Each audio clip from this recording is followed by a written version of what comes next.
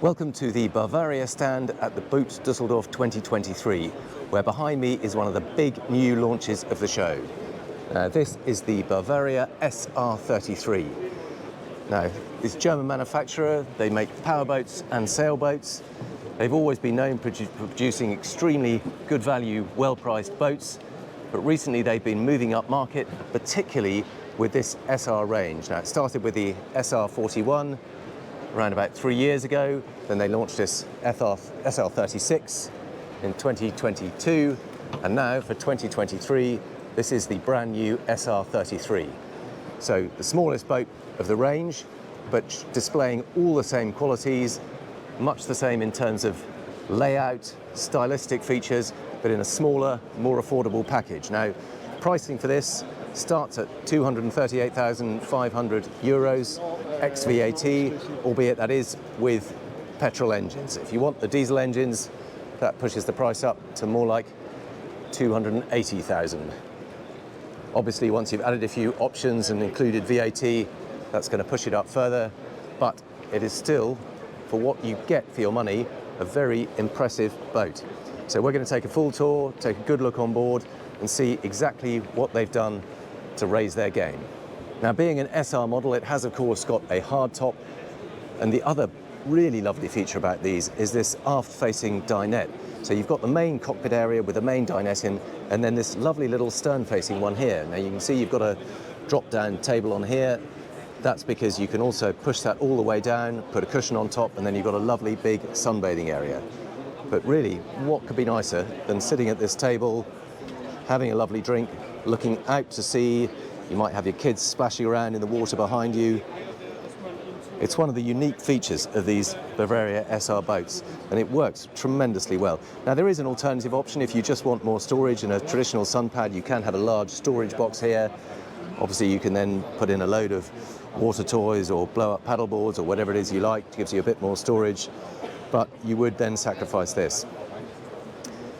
Now, in order to maximize space on board, what they've done is they put a reversible cushion in here, so when you want to have the space inside the cockpit rather than that stern-facing dinette, this cushion swings over.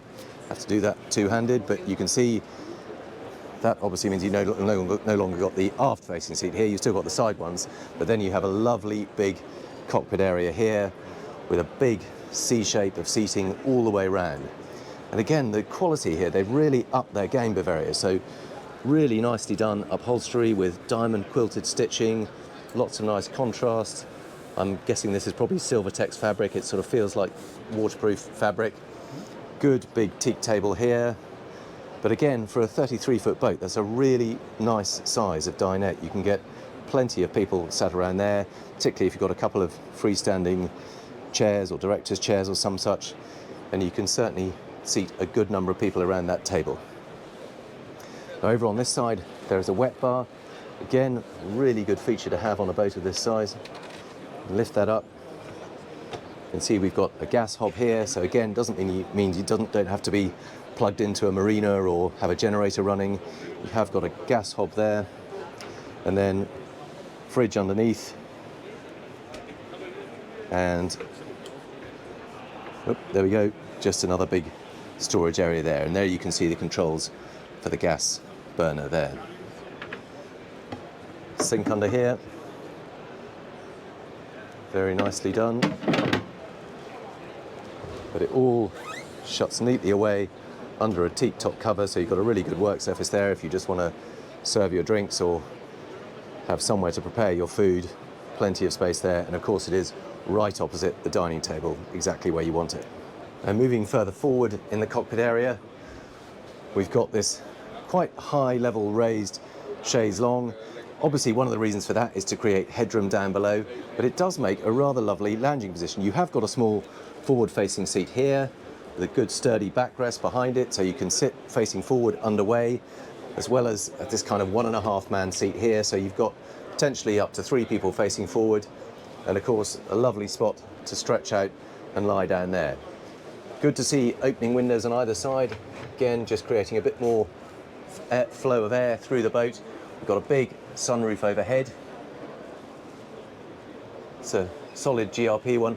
I think you can, or there are various different options. You can have a kind of floating T-top style so that there is air coming through them, and I think you can also get a fabric sunroof that will open all the way further back, just give you a bit more ventilation, but this is the most secure. It gives you the benefits of an almost semi-enclosed helm position, but also a lovely big opening when you do want to open it up.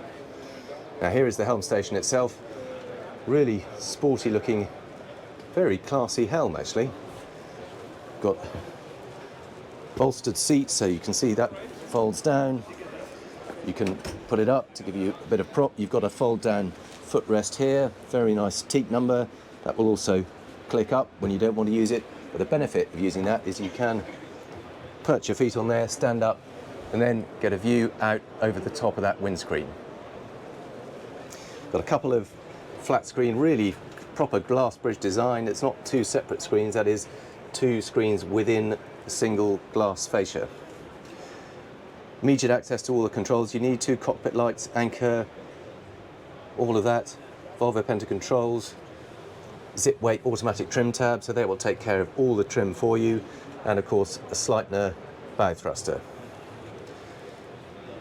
Also, because this is on stern drives, we have got the option of the Volvo joystick. So again, exactly where you want to put it, sideways, spin it round on the spot. Those twin stern drives, they're on fly-by-wire controls, so it will take care of that. It'll select whether to be in forward or reverse and position them exactly where they need to be to carry out that manoeuvre. And then another opening window on this side, particularly handy when you're driving, means you can lean out. You can actually have access to the side cleat if you want to just pop a rope on, but also really good for communicating with the crew. So let's go and have a look outside, and I'll show you what happens on the foredeck.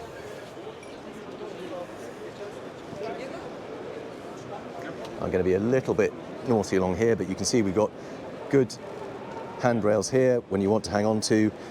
We've got quite tall guardrails on either side too to protect you on the way forward.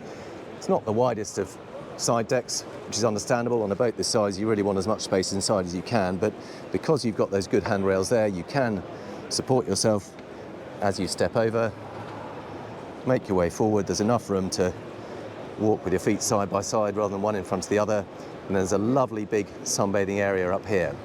You get a good idea of the beam forward here. So the reason that that's quite so spacious down below is there's a good beam carried a long way forward. So although it is a nice pointy hull underneath, there is good width carried up here that gives you that volume inside the boat. Another nice little teak step right on this anchor platform, and then access into the anchor locker itself. Very shiny stainless steel chain, that's quite flash.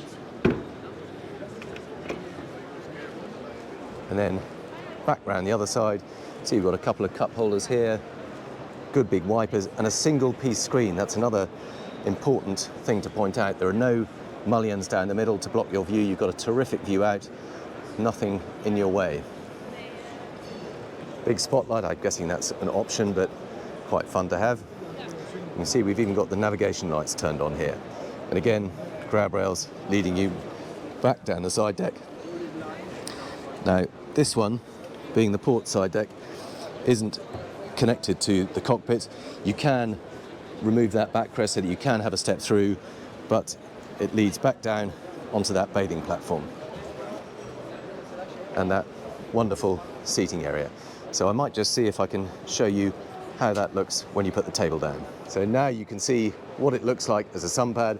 We've put that table all the way down, infill cushion goes on top, and then you've got a lovely protected sunbathing area, exactly where you want it, free from the back of the hardtop, enjoying the full sun. Such a clever, versatile option, that. So moving down into the lower deck, we've got 4 nicely, gently sloping steps down. And then for a 33-foot boat, there's a remarkable feeling of space down here. Now, clearly one of the ways they've done that is by not putting in an extra bulkhead to create a separate forward cabin. But to be honest, I think on a boat of this size, this is a much better solution because the whole space feels much more open. You've got light from all 4 of the deck windows, of the topside windows. There is still a curtain you can pull across for privacy, but most of the time when you come down here, what you want is that feeling of openness, of natural light, of views, and not being too cramped. And this gives you a much better feeling of that. So obviously you can still get the privacy. There's quite a good sized bed here. It does taper a little bit towards the bow, but there's still plenty of space. You've got room for 2 people to sleep on there, no problem at all. And with those curtains drawn, you're going to have enough privacy, because realistically you're going to be using it as a family boat rather than 2 couples cruising together, for example. Now this little dinette area here, this table is also on a high-low pedestal, so that can drop down, and you can have an extra occasional little lounging or sleeping area there. You know, maybe you've got a young kid or something, you could set them up there, but also just a lovely little place to relax and chill out. We've got the galley over on the starboard side. You can see there's a fridge under there, small sink, lots of useful storage up above, even a little built-in spice rack. Again, plenty more storage. It's a very clever use of space. It's not a big boat, and that's one of the pleasures of it. It's not too threatening. You know, if you're a new boater, you don't necessarily want a huge boat that's slightly daunting. Got lots more storage behind here. Again, storage here, and of course there is the bathroom here. Now this is a shared bathroom, not surprisingly on a boat of this size, but what you do get is a proper separate shower compartment. The toilet is in there, but there are glass doors, so that swings across, and you can keep all the wet in there. And then of course you've got a lovely dry area here, so when you come in you can wash your hands, do your teeth, etc. And the quality is really very impressive down here. Now it's obviously a good value boat, it's not going for the super premium market, but actually the whole space feels really nicely done. It's well finished. You can have different choices of wood. This is the sort of pale limed oak.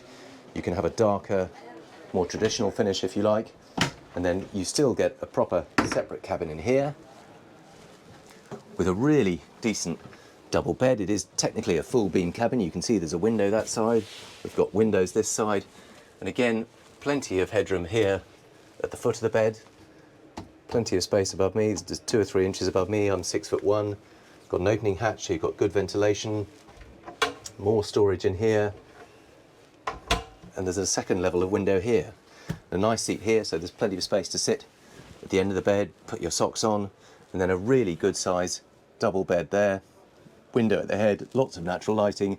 It's not a huge amount of headroom, but if you're lying in bed, there's enough. You can see, you can just about prop yourself up in bed and read a book, but crucially it doesn't feel claustrophobic. Because of that light and ventilation and artificial light as well as natural light, it's actually a really good little space. So let's take a look down in the engine room. That's a hatch in the cockpit that lifts up. Just going to prop that up temporarily. Drop down through the hatch. Here we go. And then come down in here and we can see that it's got a very considerable pair of Volvo Penta D4 300 engines. Now, the intention is that they will offer both single and twins. Volvo no longer makes the smaller D3, so if you want the beefiest diesel option, there's a pair of D4 300.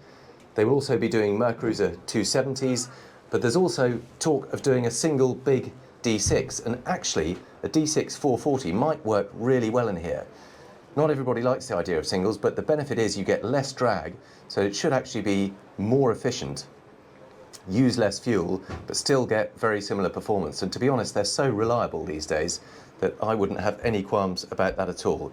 You can also have petrol engines down here. You could have a pair of Volvo V8s, but I think realistically, certainly in the UK at least, people are going to want diesels. But even though they're big engines, there is plenty of space down here. You can see we've got the hot water tank there. We've got fuel tank behind me. That is a 500 litre fuel tank. And actually lots of nice lighting around it. You can see all the cabling, batteries down there. Here is the fuel filter, but actually a very neat setup. Now performance, they're not yet sure. They haven't yet tested the boat out on the water, but given how well the SR36 and the SR41 perform, I would expect with these twin 300s, you should be getting certainly in the late 30s, somewhere towards 40 knots. But we'll obviously be able to test that for ourselves, and hopefully we'll bring you that test very soon. So let's finish up sitting on this lovely aft-facing sun lounger. That is the tour of the brand new Bavaria SR33. Please let me know what you think about it in the comments below, and I look forward to seeing you on the next tour.